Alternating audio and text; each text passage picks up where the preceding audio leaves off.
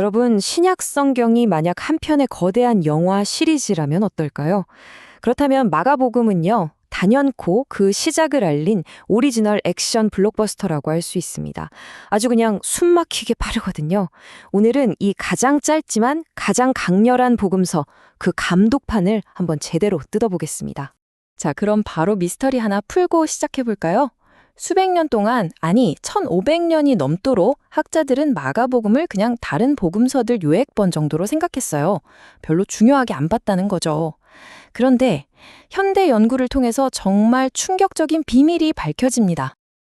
그 비밀이 뭐냐면요. 마가복음은 요약본이 아니었다는 겁니다. 오히려 그 반대였어요. 바로 역사상 가장 먼저 쓰인 최초의 복음서였다는 거죠. 마태, 누가, 요한복음의 무대를 만들어준 원조 중의 원조. 이게 밝혀지면서 복음서 연구가 완전히 뒤집혔다고 생각하시면 돼요. 자, 그렇다면 이 영화의 감독은 대체 누구였을까요? 그리고 왜 이렇게 긴급하게 또 특별한 스타일로 글을 써야만 했을까요? 한번 알아보죠. 이 감독 마가의 프로필을 보면요, 스펙이 정말 대단합니다. 일단 바나바의 사촌이었고 무엇보다 사도 베드로의 아주 가까운 동역자였어요. 이게 뭘 의미하냐면 아마도 베드로가 직접 보고 들은 생생한 증언들을 바탕으로 이 복음서를 썼다는 가능성이 아주 높다는 거죠. 그리고 또 중요한 건 그냥 쓴 게 아니라 당시 핍박받던 로마의 기독교인들, 바로 그 사람들을 위해 썼다는 겁니다. 그러니까 이게 정말 중요한 포인트인데요. 마가복음은 그냥 예수님이라는 위인의 일대기가 아니에요. 이건 뭐랄까, 일종의 생존 안내서 같은 거였어요. 믿음 때문에 힘들어하던 공동체에게 제자가 된다는 게 도대체 무슨 의미인지, 그리고 그 길을 가려면 어떤 대가를 치러야 하는지를 알려주기 위한 아주 절박한 목회적 임무가 담겨 있었던 거죠. 자, 그럼 마가 감독의 독특한 연출 스타일을 한번 볼까요? 딱 두 단어로 요약할 수 있습니다. 바로 액션과 속도죠. 마가는 길게 설명하지 않아요. 그냥 보여줍니다.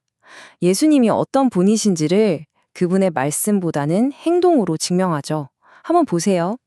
기록된 기적이 무려 18대인데 비유는 딱 4개뿐이에요. 끊임없이 아픈 사람을 고치고 귀신을 내쫓으시는데 긴 설교는 단 한 번밖에 없습니다. 말 그대로 행동으로 보여주는 거죠. 그리고 이 속도감을 만들어내는 마가의 비밀 무기가 있습니다. 바로 곧 또는 즉시라는 뜻의 그리스어 단어인데요. 이걸 몇 번이나 썼을 것 같으세요? 무려 42번이나 씁니다. 글을 읽다 보면 정말 숨 쉴 틈도 없이 다음 사건으로 또 다음 사건으로 막 빨려 들어가는 느낌을 받게 돼요. 마가의 이 초고속 연출 공식은 크게 3가지로 볼 수 있어요. 첫째, 아주 거칠고 푸박한, 뭐랄까, 꾸밈 없는 길거리 언어를 씁니다. 문학작품이 아니라 현장 리포트 같죠. 둘째, 역사적 현재 시제를 150번 이상이나 써요. 분명 과거 일인데도 예수께서 가신다, 그들이 말한다, 이런 식으로 표현해서 마치 지금 눈앞에서 벌어지는 일처럼 느끼게 만들죠. 마지막으로 아주 생생한 디테일이 살아있어요. 이 3가지가 합쳐져서 엄청난 현장감을 만들어내는 겁니다. 자, 그럼 이 정신없는 속도감의 줄거리는 대체 어디를 향해 달려가는 걸까요?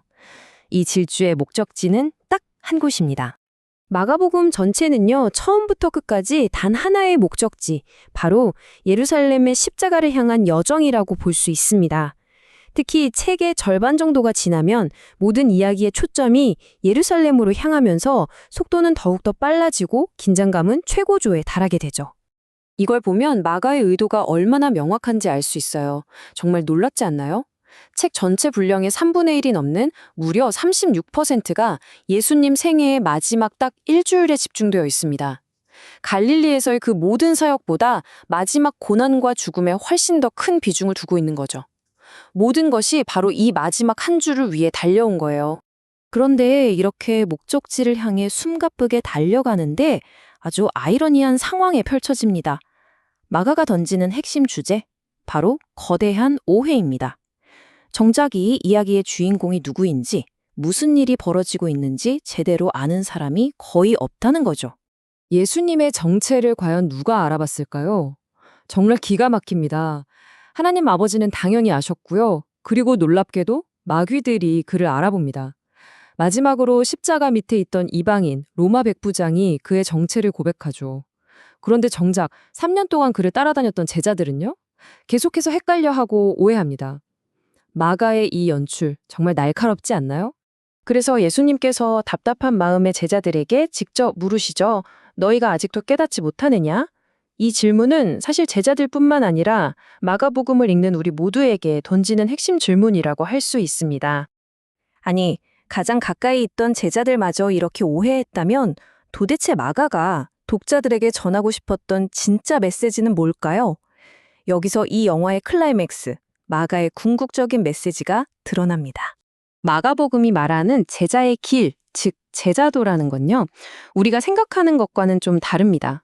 모든 걸 다 이해하고 막 대단한 권능을 바로 얻는 그런 길이 아니에요. 오히려 고난받는 구원자를 따르는 아주 힘들고 어려운 여정이라는 겁니다.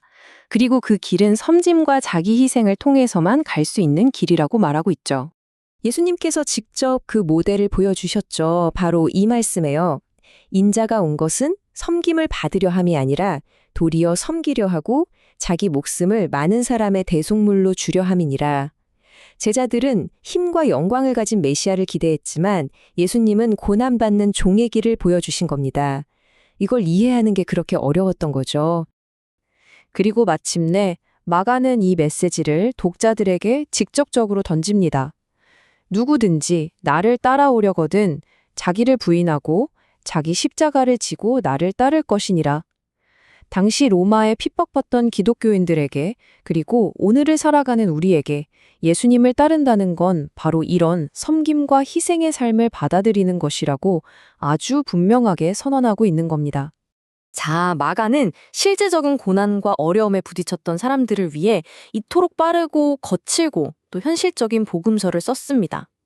화려한 영웅이 아니라 우리와 함께 고난받는 구원자의 이야기를 들려줬죠. 그리고 그를 따르는 길은 대가를 치러야 한다고 말합니다. 이 메시지가 오늘날 각자의 힘겨운 여정을 걷고 있는 우리에게는 과연 어떤 의미로 다가올까요? 한번 생각해 볼 만한 질문인 것 같습니다.